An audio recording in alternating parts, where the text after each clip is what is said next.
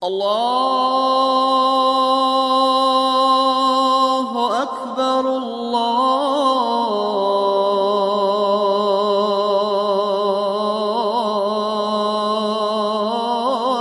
الله أكبر أشهد أن لا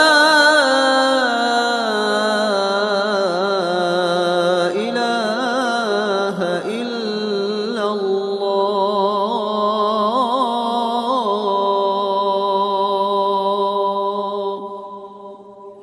أشهد أن محمدًا رسول الله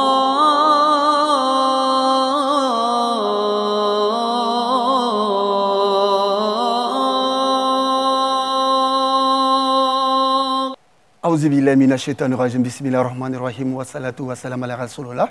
Chers frères et sœurs en islam, qu'il me soit permis de vous adresser le salut des hommes du paradis. Ce salut qui transcende toutes les frontières. Le salut d'Allah Azza wa Jalla. Assalamu alaikum wa rahmatullah wa barakatuh. Selon Ahmed et Abu Daoud, le prophète de l'islam, le prophète Mohammed, paix et salut de Dieu sur lui, a dit, et je cite, « Épousez la femme affectueuse et féconde, car je voudrais par vous surpasser en nombre les autres communautés le jour de la résurrection. » Fin des citations. Merci, mesdames et messieurs, bienvenue. Et merci de votre fidélité. La thématique qui sera développée au cours donc, de cette émission va porter sur les préparatifs du mariage. Et pour en parler, nous avons avec nous Imam Doumbia Issouf, il est imam adjoint à la mosquée Salam du Plateau. Avec lui, nous avons Adja Aïcha Balo, elle est prédicatrice et conférencière. Imam, salam alaikum. Wa alaikum salam wa rahmatullahi ta'ala wa barakatuh. Merci d'avoir accepté notre invitation. Soyez le bienvenu. Merci. Adja, salam alaikum. Wa alaikum salam wa rahmatullahi ta'ala wa barakatuh. C'est un plaisir de vous recevoir sur notre plateau. Pour vous permettre de mieux vous installer, nous allons ensemble voir ce reportage de Assitan Diarra et de Traoré Enza qui sont allés à la rencontre d'un jeune couple qui préparait, n'est-ce pas, leur mariage. À Bobo, quartier Pétro-Ivoire. C'est ici que vit Mohamed Lamine Silla, la trentaine révolue. Il va dans quelques heures se marier et dire ainsi au revoir au célibat. La maman de Salma va au marché. Donc ma mère faisait des achats là-bas. Elle a vu Salma à côté de sa maman. C'est une fille qui est beaucoup avec sa mère. Elle aide sa mère à faire ses ménages, tout ça là à vendre. Donc elle a vu que non, c'est une fille qui est bien respectueuse. Donc elle m'a présenté. Elle m'a donné le numéro, on a essayé d'échanger. J'ai beaucoup prié pour pas que Dieu va laisser la date pas ici aussi grand. Voilà, donc là j'avance. Bon, Dieu n'a qu'à faire, le mariage va s'organiser. Alhamdoulilah aussi, la facilité pour moi. Pour ce mariage, que de dépenses. Par rapport à les dépenses aussi, c'est pas facile. Mais si tu t'engages, Dieu facilite. J'ai payé des fauteuils, une télé écran 32 et j'ai aménagé bien la maison. Non loin de chez lui, vit Salma Diarra Souba, sa future femme. Le visage voilé, ses sœurs lui mettent du henné, le djabi, en langue malinké. C'est une tradition pour que les parents du marié nous donnent quelque chose, puisqu'elle vient prendre notre soeur pour partir avec elle. Normalement, c'est les mariés qui mettent le djabi, mais comme ils ont mis, c'est pas bien rouge, donc nous on va venir révisser. Pour son mariage, Salma devra effectuer d'énormes dépenses. On a acheté les pagnes hollandais, y compris aussi les basins, les chaussures, les bijoux en or, bien d'autres choses. En tout cas, tout ce qui peut aller avec la mariée, je pense qu'on a acheté les nécessaires. Les parents des deux futurs mariés se connaissent parfaitement. Ce genre de mariage, il est rare de nos jours. Les enfants préfèrent se choisir et laisser les parents de côté. Mais ça n'a pas été le cas de Salma. Dès qu'ils se sont présentés, elle n'a pas eu de difficulté à répondre effectivement à notre proposition. Donc je la félicite pour ça. Et quand arrive jeudi, le jour du mariage, la joie se lit sur tous les visages. Mohamed reçoit les félicitations de son beau-frère qui ne manque pas de lui faire des bénédictions. Je suis très content de son mariage. Je souhaite toutes les bonnes chances, qu'il ait de bons enfants, des enfants soumis musulmans, qui s'entendent avec sa femme, que le Satan soit éloigné d'eux et qu'ils vivent leur couple dans la fraternité, le bonheur, l'amour. Si Mohamed est prêt, ce n'est pas le cas pour sa future femme qui continue de se faire belle. Avec elle, sa marraine. Dans nos familles, quand la fille se marie, c'est la tante qui doit devenir. Côté papa, côté maman, la marraine. On ne choisit pas au hasard. Pour me démarquer des autres, je dois mettre les accessoires. Le maquillage est terminé. Salma, sa marraine et ses sœurs prennent le chemin de la mosquée, là où sera célébré le mariage. Une fois arrivée, la cérémonie peut alors débuter. Avant, l'imam célébrant décide de leur prodiguer quelques conseils tout en exhortant la jeunesse musulmane à officialiser leur union devant Allah, exalté soit-il. Occasion pour l'homme de Dieu d'expliquer l'importance et le sens du mariage. Vous les jeunes, celui d'entre vous qui a les moyens et la capacité de se marier, qu'il le fasse. Parce que c'est bon pour le regard, aussi c'est bien pour le partie génitale, donc la chasteté. Et donc c'est important que les hommes se marient et arrêter d'aller avec les copains et copines et puis de vaquer au vagabondage sexuel. C'est quelque chose qui détruit. Non seulement ça détruit la morale, ça détruit notre société, ça détruit également la substance de la personne. Suite à ces conseils, Mohamed et Salma se disent oui devant Dieu et devant les hommes. Ils sont désormais mariés et sont tout heureux. Alhamdulillah, ça s'est bien passé, à la grâce de Dieu. Je remercie Allah et j'insiste en même temps à dire que les célibataires, que Allah les donne une bonne femme et un bon mari aussi. Je suis très heureuse, le mariage s'est bien passé en présence de tout le monde. Je remercie tous ceux qui ont effectué le déplacement, vraiment qu'Allah bénisse ce mariage. Dans la soirée, une grande danse sera organisée par les deux familles en leur honneur. Salma et Mohamed pourront ainsi consommer leur union. Imam Doumbia, on vient ensemble de suivre ce reportage. Un mot là-dessus?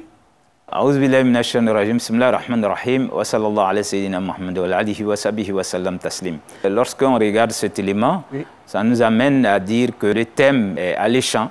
Voilà, puisque parler du mariage, c'est parler d'un acte d'adoration qui est très important. Alors pour vous, le mariage est un acte d'adoration? Oui. Ça a commencé par Dieu lui-même, lorsqu'il a créé notre père Adam, qui s'ennuyait dans le paradis, pour vous dire que l'être humain ne peut pas rester seul. Donc il va le laisser s'endormir et créer notre mère Hawa de sa côte gauche, pour dire que la femme vient de l'homme. Tout à fait. Donc on a besoin l'un de l'autre. Arrivé à un certain moment de sa vie, l'homme, il y a un manque. Oui, il faut forcément, voilà, et le jeune homme l'a dit, il a besoin d'une personne dans sa maison. Voilà, donc la femme, comme Dieu le dit aussi dans le Coran, il a créé pour calmer l'être humain. C'est-à-dire l'homme vient se reposer auprès de la femme.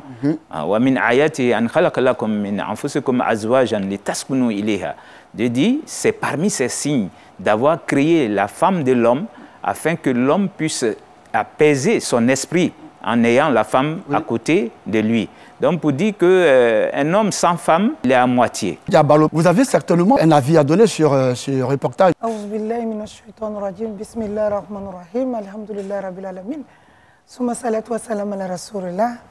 Donc dans la première des choses, c'est que je leur souhaite longue vie, voilà, beaucoup de bénédictions. C'est une joie que des jeunes gens décident de se marier au lieu de se donner à l'autre pratique qui n'est pas islamique et qui n'est même pas profitable pour eux. Je veux dire que je vais parler de la fornication, alhamdoulilah, s'ils ont pu se marier. Puis il y a un élément fort à retenir, c'est que la maman a dit, les enfants ne se connaissaient pas et ils ont accepté notre proposition, ce qui est une chose rare de nos jours. Vraiment, je tiens à les féliciter. Donc, de part et d'autre, l'homme et la femme se complètent pour une bonne ambiance de la vie. C'est important que de se marier. Alors, Imam Doumbia, certes, vous avez parlé donc d'Adam, voilà, et qui se sentait très seul et qui a été endormi. Mais on veut savoir, est-ce qu'en islam, le mariage il est obligatoire? Il n'est pas obligatoire, c'est une sunna, une tradition recommandée du prophète sallallahu alayhi wa sallam. Et donc, celui qui veut rester célibataire, un homme qui veut rester célibataire, peut rester célibataire jusqu'à la fin sans que, bon, il ne fasse ce qu'il a fait. Voilà, c'est pourquoi le prophète va dire « An-nikahu min sunnati, faman raghabata an sunnati, falaysa minni » Il dit « Le mariage fait part de ma tradition. Et celui qui s'abstient de faire ma tradition n'est pas de ma communauté. » Le célibat, Dieu le dit aussi dans le Coran, en disant que lui ne l'a jamais prescrit à quelqu'un. Dieu nous a créés avec l'instinct. Voilà, il faut l'assouvir, mais il faut le faire d'une manière qui plaît à Dieu. C'est pourquoi, lorsque vous êtes marié et que vous avez des rapports intimes avec votre épouse, ou votre époux, il en résulte des récompenses divines. Et le premier jour que le prophète a dit ça, ses disciples se sont étonnés. Ah là, même là aussi, avoir des récompenses divines? Il a dit oui. Parce que, imaginez un peu, si vous alliez commettre l'adultère, qu'est-ce qu'il en résulte? Ils ont dit des péchés. Oui. Alors, il va dire, Dieu étant tellement équitable, alors il a sa règle. Oui. Donc, si vous voulez assouvir votre instinct, il faut que ce soit fait dans le cadre du mariage. C'est pourquoi le prophète ça nous recommande de le suivre dans cette tradition. Lui, il aurait pu dire, moi j'aime Dieu que tout le monde, bon, je vais rester sans femme. Par contre, le prophète s'est marié. Oui. Tous les messagers se sont mariés. C'est pour vous dire que le mariage, dans des situations, devient obligatoire pour certaines personnes. Pour certaines personnes, c'est une tradition, c'est-à-dire une sunna. Et pour vous dire, il est mieux d'être marié que de ne pas être marié. Bien sûr. Alors, dites-nous, comment réussir son mariage? Parce qu'aujourd'hui, la thématique, c'est les préparatifs du mariage. Voilà, pour réussir son mariage, il faut d'abord connaître les critères de choix que le prophète sallam va nous donner. Il va nous dire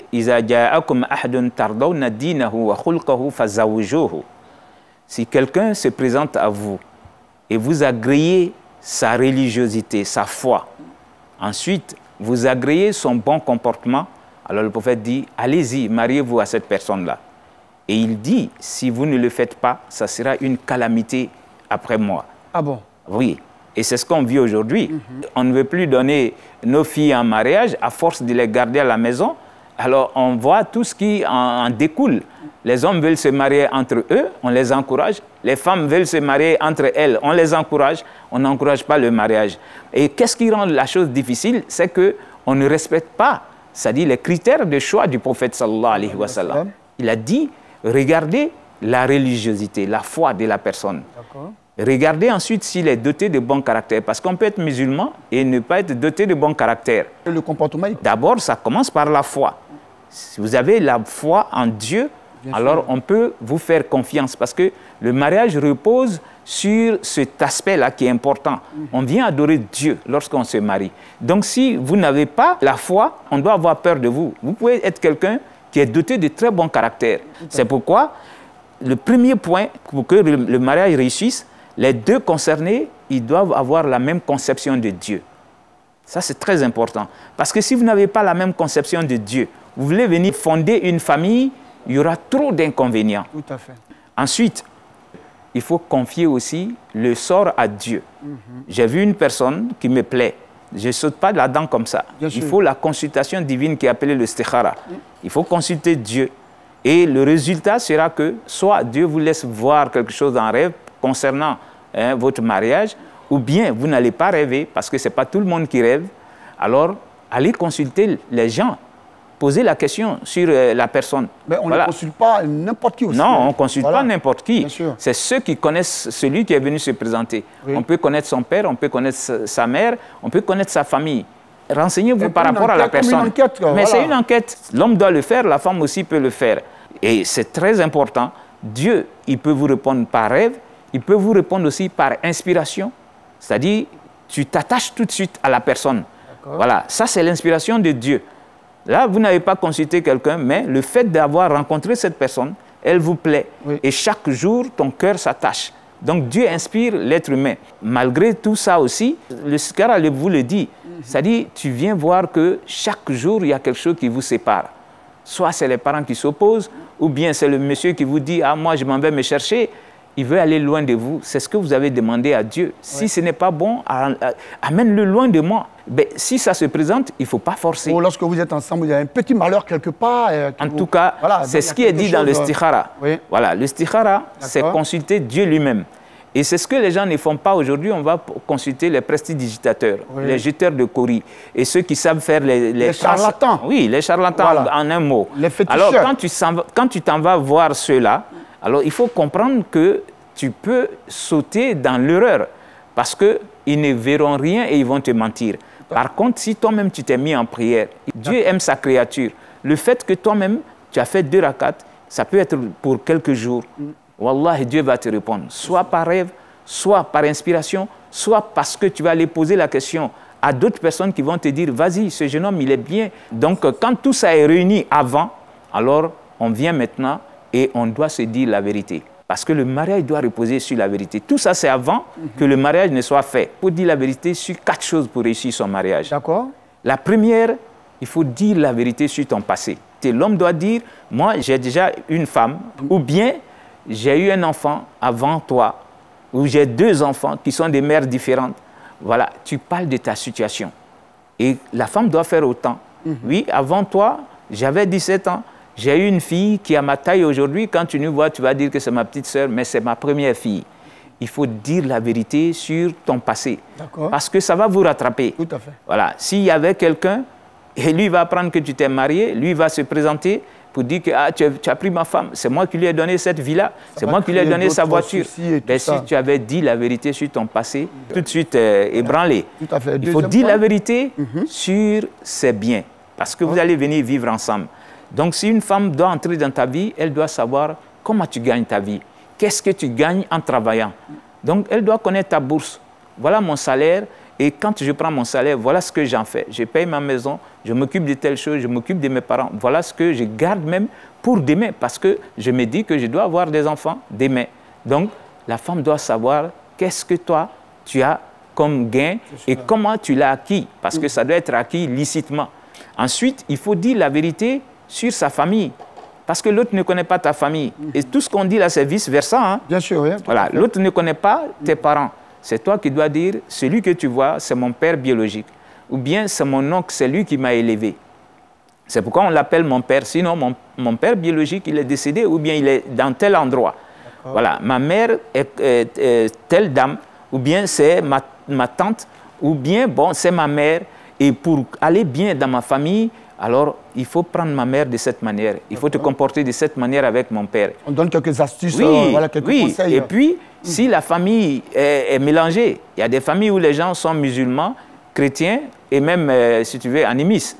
Il faut préparer l'autre à cela. Il ne faut jamais avoir honte de ses parents. Il faut dire la vérité aussi sur sa propre santé. Est-ce que toi, tu es diabétique, ou bien tu es hypertendu, ou bien tu as telle sorte de maladie? Voilà, tu vas prendre des remèdes. Il ne faudrait pas se cacher pour aller les prendre lorsque l'autre va entrer dans ta vie. Au préalable, il faut en parler.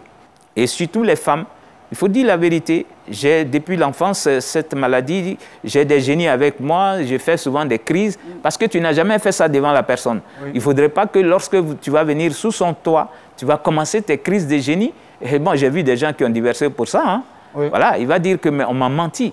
Donc il faut dire la vérité sur ces aspects-là avant de venir maintenant devant l'imam célébrer le mariage. D'accord. Alors, Adja Chabalo, l'imam Doumbia a dit des choses vraiment très intéressantes. Alors, vous qui êtes femme, est-ce qu'il y a un secret pour réussir justement ce mariage? Alhamdulillah Rabbil Alamin.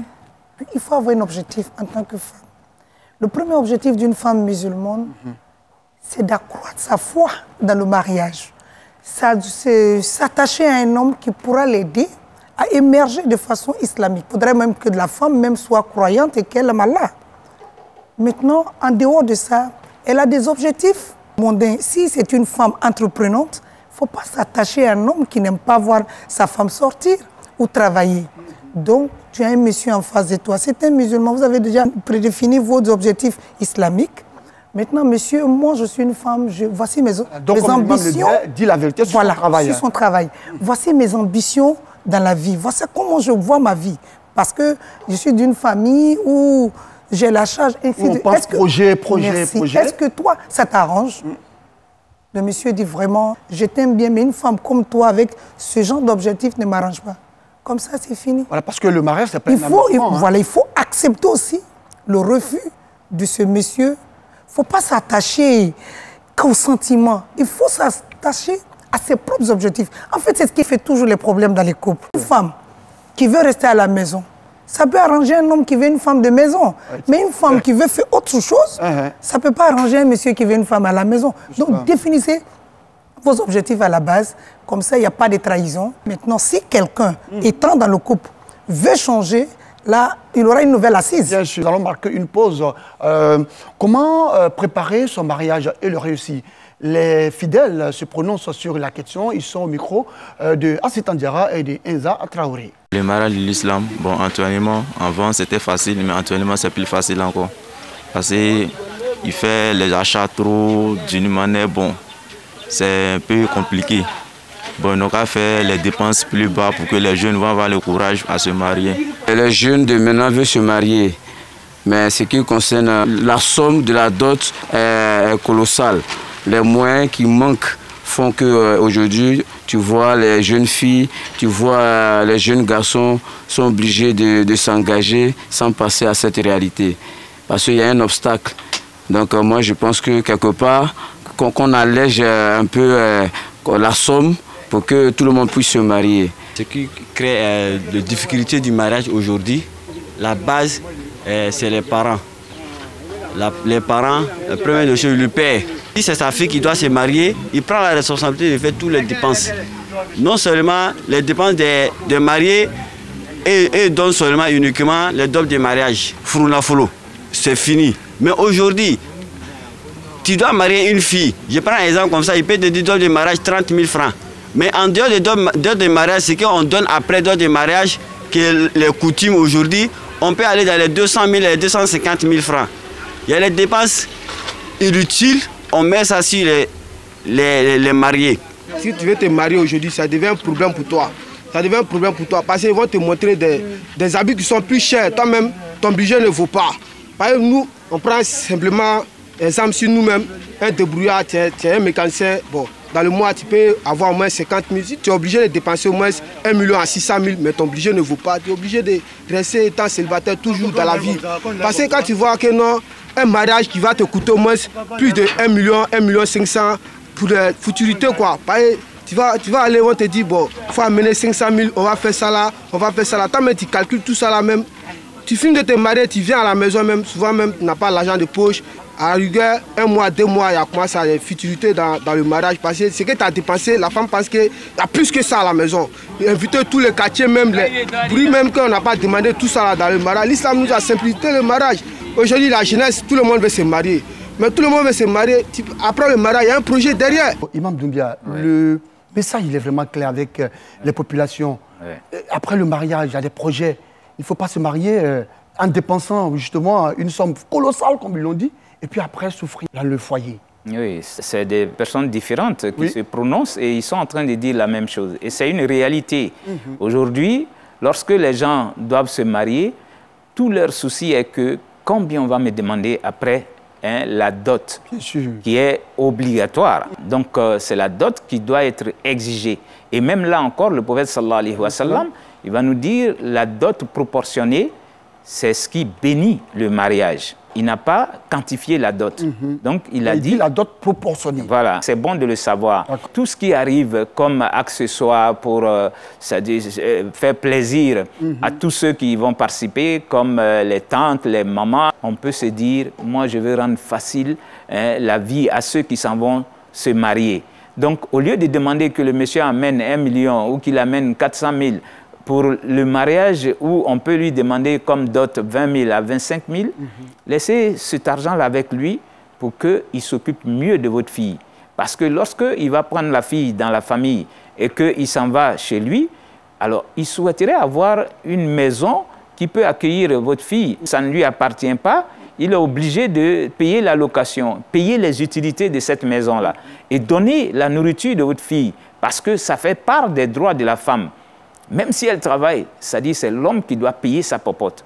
Mais si on lui prend toute son épargne pour 2 jours seulement, et puis après il doit venir recommencer tout à zéro, c'est pour dire qu'il ne vaut rien, il est venu chercher notre fille, il ne peut même pas s'en occuper. Les parents doivent se dire, on fait la tradition du prophète, alors on réunit les conditions pour que notre fille reste une fille qui peut lever la tête. Tout à fait. Dites-nous, Adja, est-ce que si on ne met pas du aîné qu'on appelle Djabi, alors il n'y aura pas de mariage? Non, pas du tout, mais c'est pour embellir la mariée aussi. Quand on parle des accessoires, il s'agit de quoi? En fait, c'est parce que les femmes ont un peu exagéré.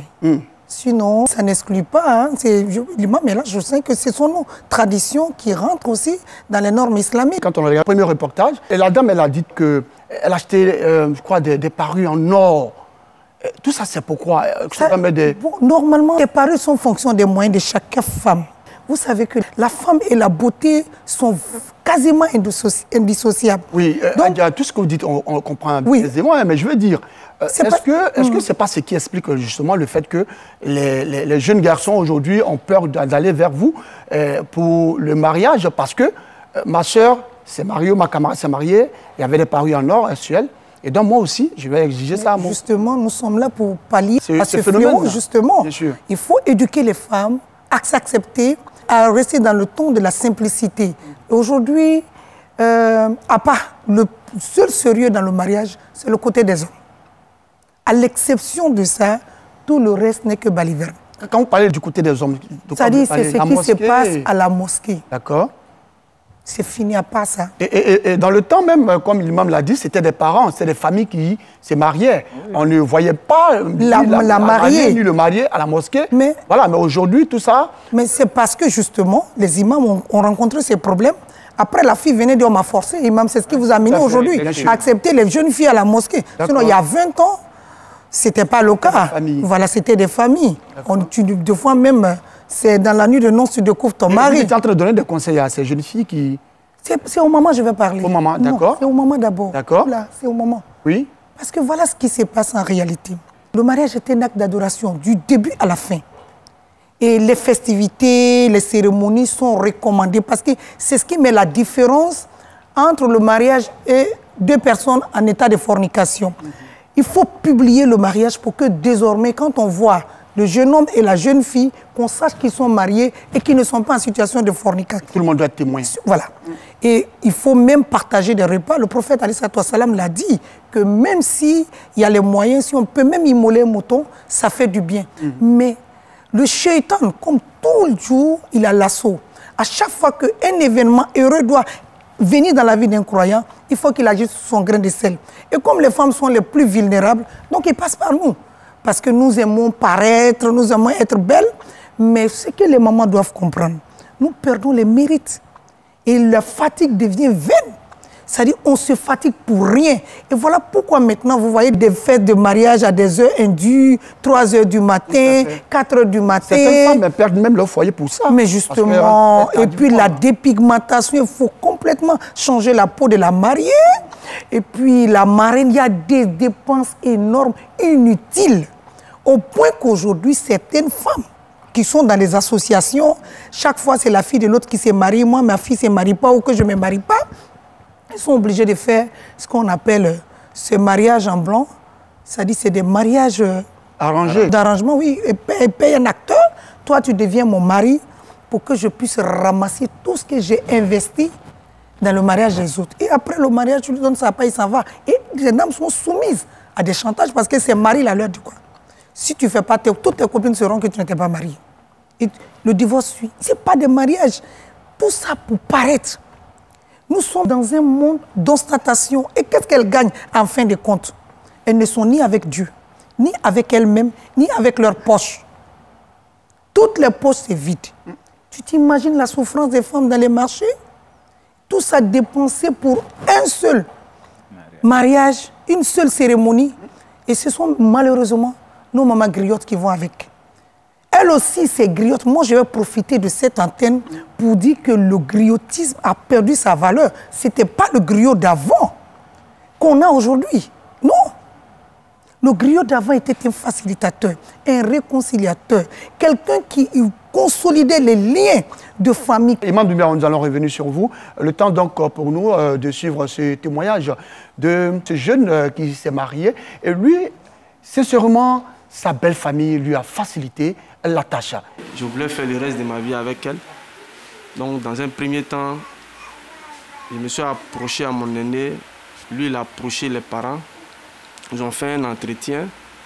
Et c'est à partir de là, ils se sont décidés à aller vers les parents de ma belle. Quand on a reçu la liste,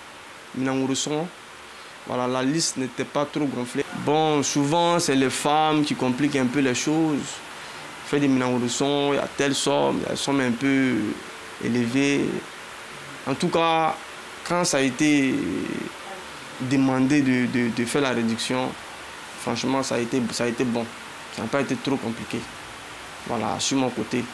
Mais il y a des amis à qui je cause qui m'ont dit vraiment leur cas a été un peu difficile.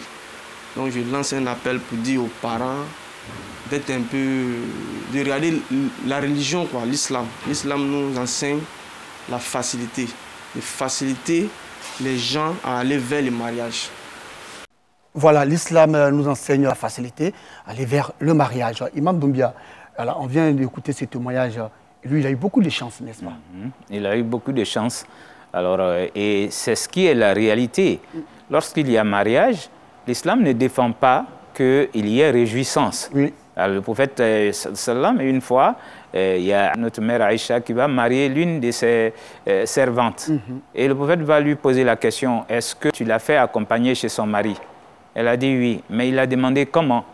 Elle a dit oui, ben, on l'a accompagné. Il a dit, mais sans réjouissance? Il dit non, nous sommes à Médine. Donc, on doit accompagner la nouvelle mariée avec vraiment des chants et des danses. D'accord. Voilà, mais ça doit être fait d'une manière aussi... sobre, hein? Voilà, une manière sobre. Il ne faut pas aller danser toute la nuit sans faire vos prières et tout ça, comme on le remarque souvent quand il y a les danses. Oui. Et on va garder la mariée. On a fini avec le mariage à la mosquée. Le monsieur attend jusqu'à il va s'endormir. On vient avec la mariée à minuit. Ce n'est pas de cette manière que ça doit se passer. Ou bien des danses qui ne finiront pas même dans 3 jours.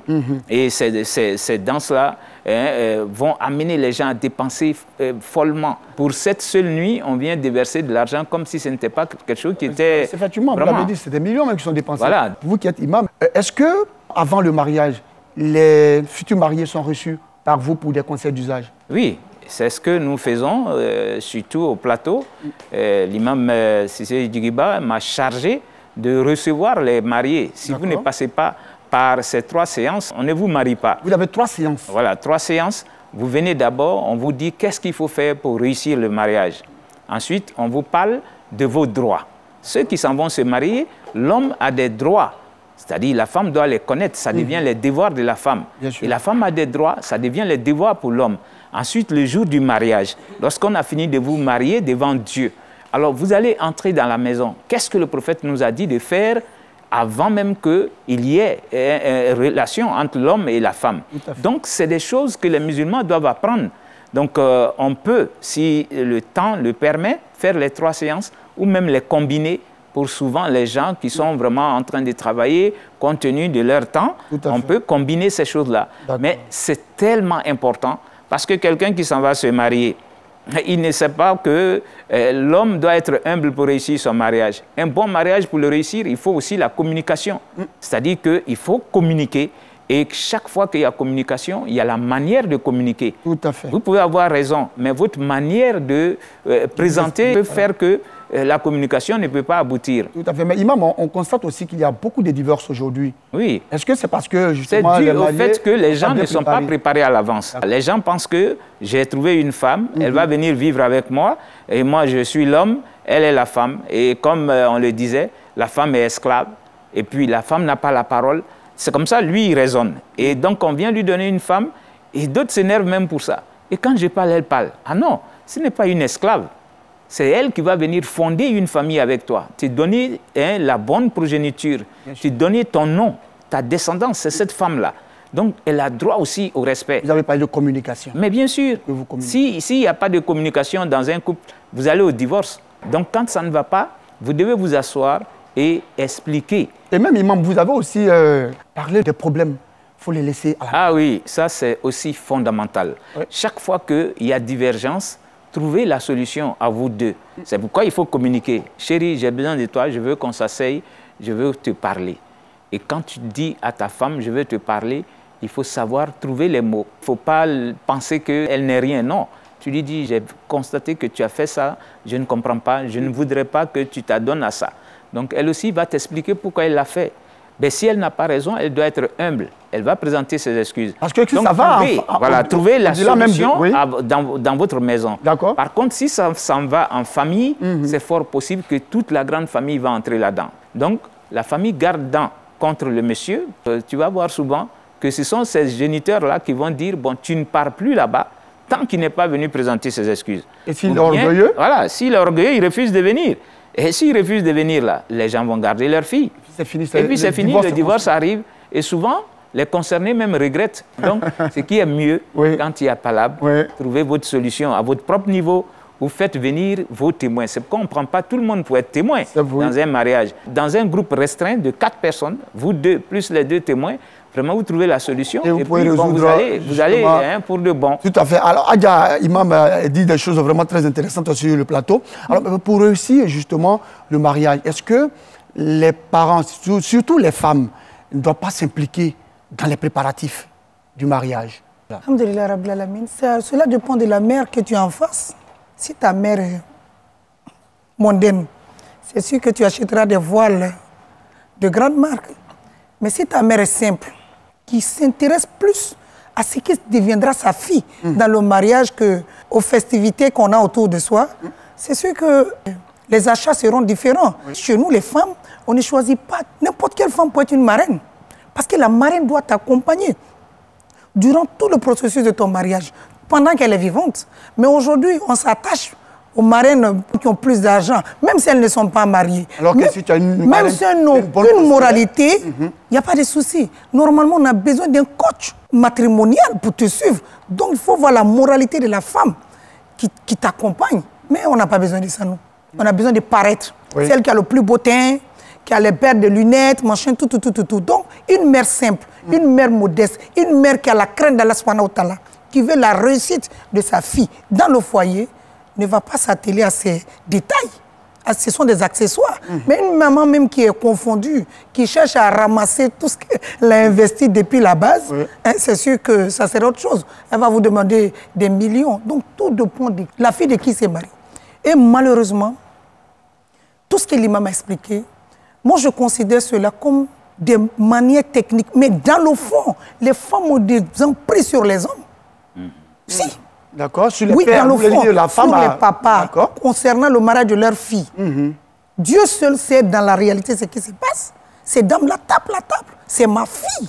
Comme si elles étaient venues avec cette fille lorsqu'elle s'est mariée. Il s'agit de ma fille là. Et c'est son mariage. Je vais mettre le paquet. Il faut que tout le monde sache que moi, ma fille s'est mariée. Le monsieur s'est retiré et puis vous laisse. En général, c'est ce qui se passe puisqu'il ne veut pas d'histoire. 2 mois, 3 mois après, on voit les résultats. Dans le choix du partenaire de la femme, il y a 3 acteurs. Le père, lui, veut quelqu'un de sérieux, quelqu'un de bonne moralité. La jeune fille veut un séducteur. Qui a la mode. Voilà. Et la mère recherche un homme riche. Dans ça, comme on peut s'entendre. Et il faut choisir pour le père. Les papas sont presque amorphes aujourd'hui. Il y a une réalité qui est là. Moi, je suis une femme. Si l'islam recommande. La première règle en islam, c'est la prière. Est-ce que tout le monde prie? Ça, c'est une question. Mais il y a ce qu'on dit. Il y a ce que les hommes ont envie de faire. Aujourd'hui, le rôle des imams, des prédicateurs, c'est d'amener les gens à se démarquer de leur passion pour faire la volonté d'Allah. Et c'est même pour ça que nous sommes ici. Tout à fait. Donc, il faut dire les choses telles que c'est. Et donc, votre appel? Je m'adresse aux femmes. Bien sûr, oui, aux femmes. Je ne suis l'ennemi d'aucune femme. Ce sont mes sœurs. Nous vivons une réalité. C'est moi qui coach les premiers instants de la mariée. Je suis un peu comme la femme imam, ce qu'on appelle les mises en chambre. Je suis tout le temps sollicitée. Mais on voit les réalités.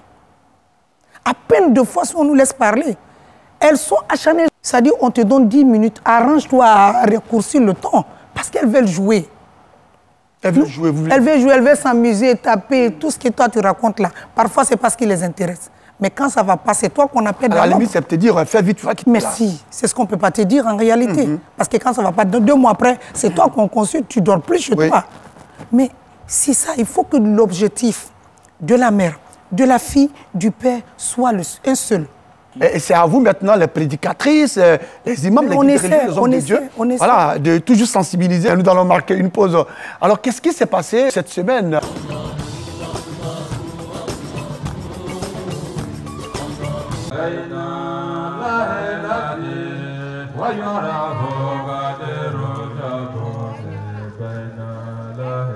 Elles sont venues de tous les quartiers et sous-quartiers de Yamoussoukro. Ces femmes ont répondu à l'appel de l'association des ressortissants du district du Horoba vivant dans la capitale politique de la Côte d'Ivoire. Elles ont effectué nombreux de déplacements au quartier du Labougou pour la commémoration de la naissance du prophète Mohammed, prophète de l'islam, paix et bénédiction de Dieu sur lui. Un moment de retrouvailles pour ces femmes qui avaient célébré cette naissance en 2019 et 2020 dans la sobriété à cause de la Covid-19.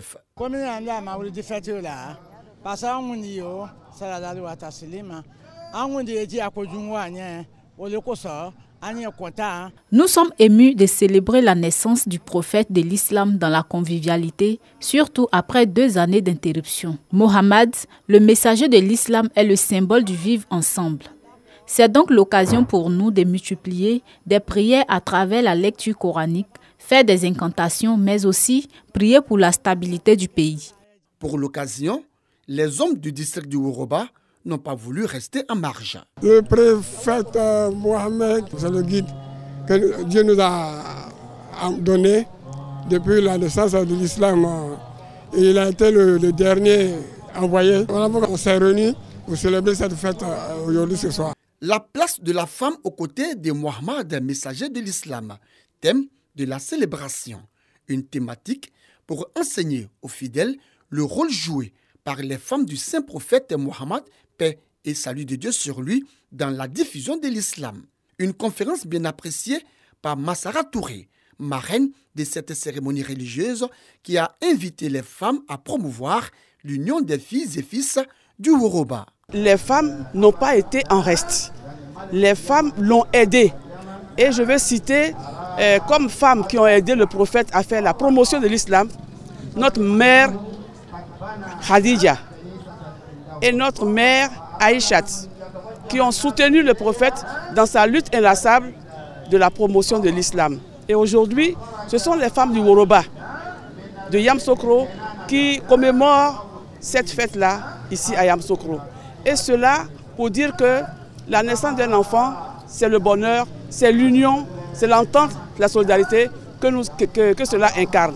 Je souhaite que les mamans, mes soeurs de Woroba, nous soyons unis, car l'union fait la force. Sans union, rien ne peut se construire. Un message appuyé par l'invité d'honneur Souleymane Diarra-Souba, ministre du Commerce et de l'Industrie, par ailleurs, député de Yamoussoukro et fils du Woroba. Nous avons encouragé toutes les populations du Woroba vivant à Yamoussoukro à poursuivre cela, à mener ce genre d'initiatives qui renforcent la cohésion et qui renforcent l'amour entre les fils et les filles du Woroba vivant à Yamoussoukro. D'exhorter en fait les populations du Woroba vivant en Côte d'Ivoire à l'entente, à l'union et à la cohésion.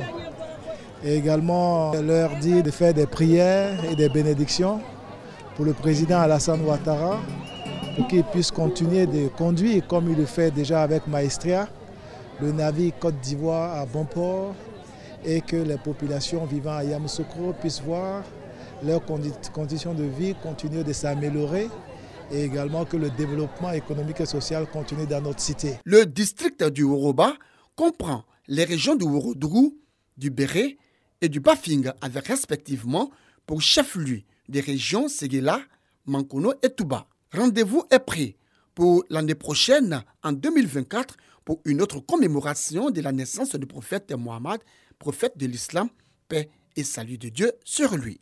Population, élus et cadres du Foulon, district du Denguélé, se sont réunis pour prier pour la paix, la stabilité et l'union entre les filles et fils du pays. Une initiative de la team Foulon. Il faut s'aimer, il faut se donner la main pour pouvoir avancer. Donc aujourd'hui, nous avons décidé de se mettre ensemble pour que nos jeunes frères qui sont derrière nous, pour qu'ils puissent nous suivre.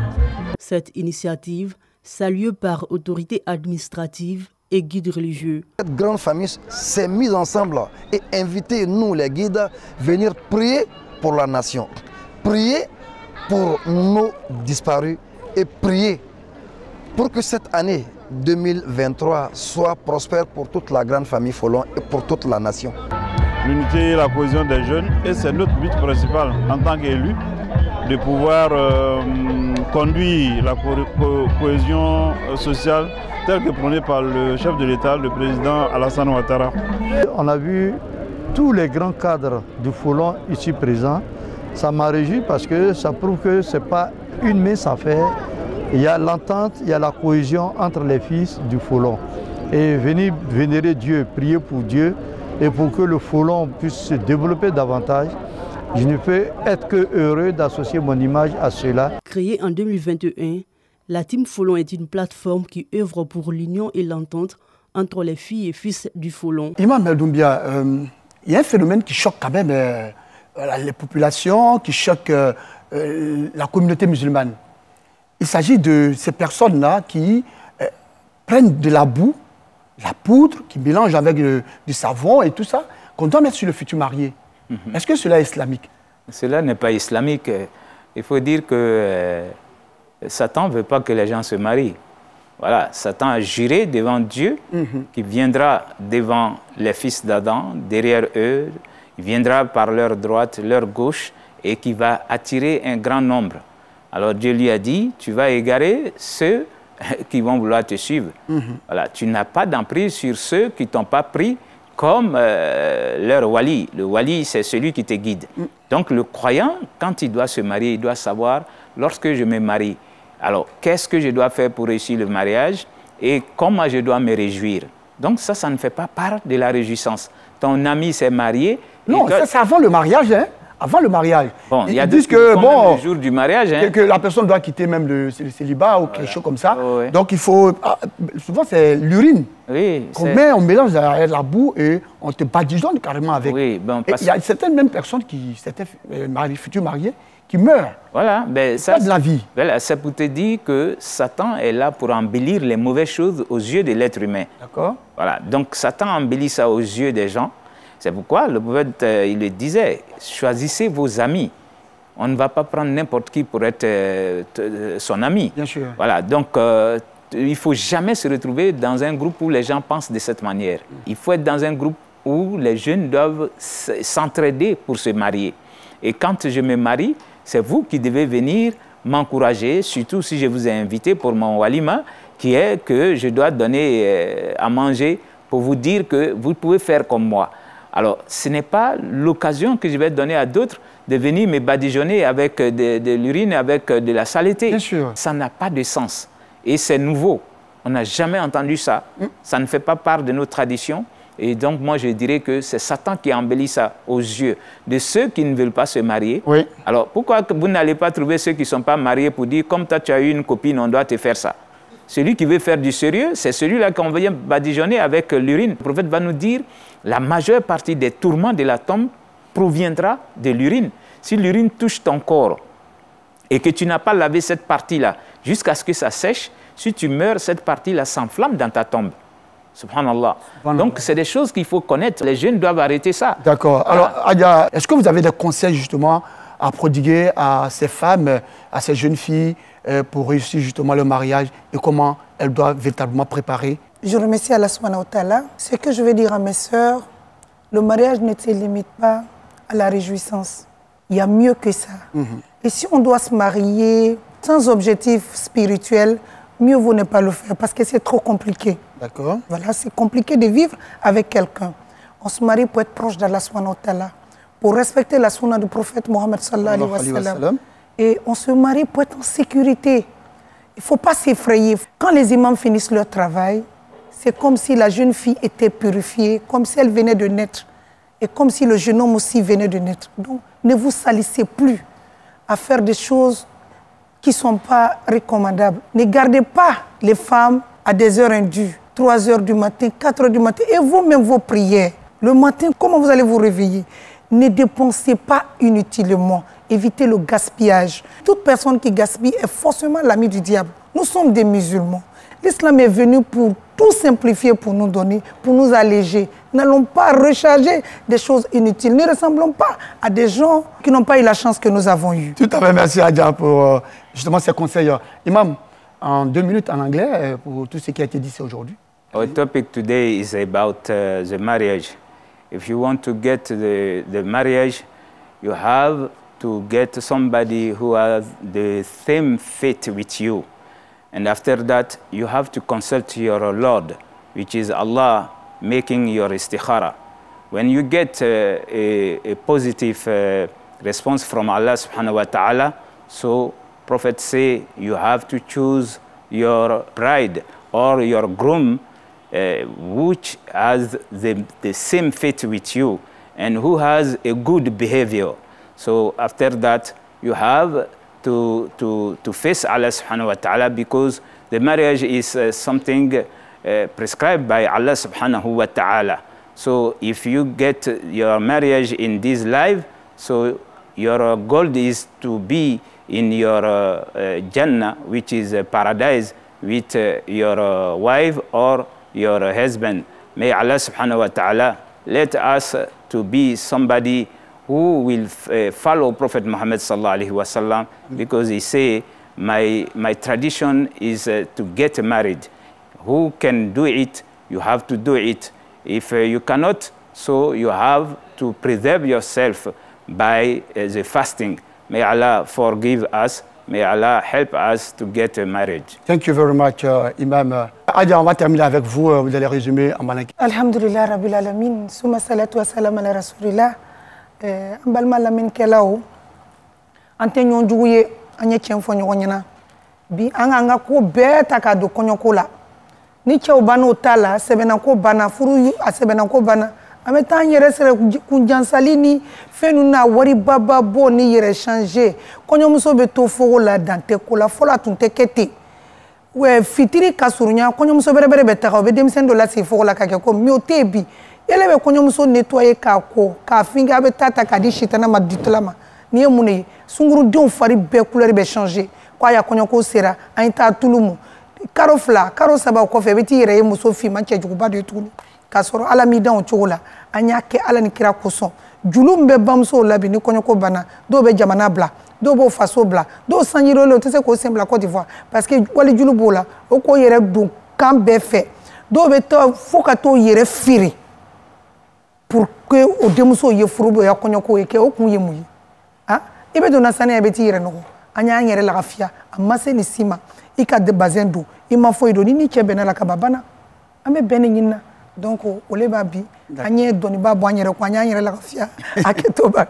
merci bien. Merci à vous, Imam Doumbia. Merci également à vous, Adja Balo.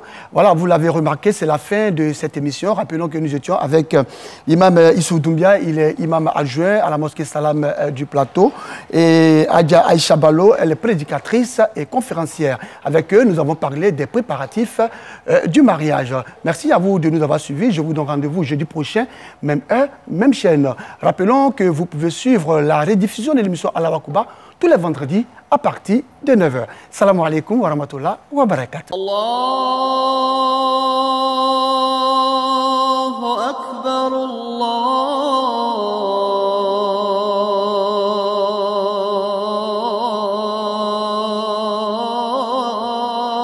Akbar. Ashhadu an la